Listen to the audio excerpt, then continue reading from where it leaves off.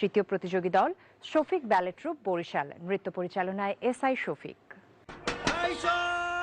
School মাঠে লাঠি খেলা হইবে, সেই খেলা যে জিতবে আমাদের চেয়ারম্যান সাহেব তিনাকে মেডেল দিবে। খেলোয়াড়রা মাঠে নামেন।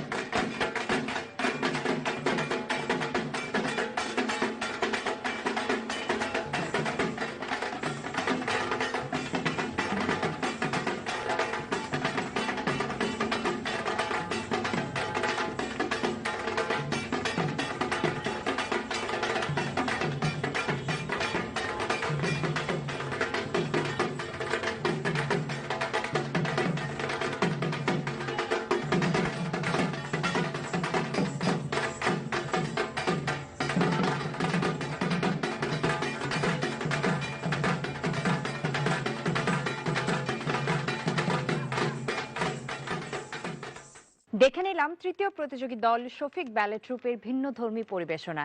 এই পরিবেশনার মাধ্যমে কি তারা যেতে পারবে গ্র্যান্ড ফিনালেতে? আর কিছুক্ষণের অপেক্ষা। আমি ডেকে নিচ্ছি নৃত্য পরিচালক এসআই শফিককে। প্রথমেই আমরা নিপা আপার মন্তব্য শুনবো। শফিক, তোমাকে আগে বলি যে তোমাকে অনেক ধন্যবাদ যে আমাদের একটা মৌলিক নৃত্য, লাঠি নৃত্যটাকে তুমি তুলে আনার চেষ্টা করেছো। আমরা চাই যে আমাদের মৌলিক নৃত্যগুলো সবার সামনে তুলে ধরতে, সেই জায়গাটা তুমি ধরতে পেরেছো, অনেক ধন্যবাদ। শিবলি ভাই, যেটা আমি বলতে চাই যে রিহার্সেল আরেকটু দরকার ছিল। তো আগামীতে যদি যেতে পারো মৌলিক জায়গাগুলো খুঁজে বের করো। আমাদের যেটা এখন দরকার, আমরা খুব একটা ক্রাইসিসে ভুগছি যে কোনটা আমাদের লোকনৃত্য, কোনটা আমাদের মানে শিকড়ের নাচ, কোনটা আমাদের মানে ক্রিয়েটিভ ডান্স।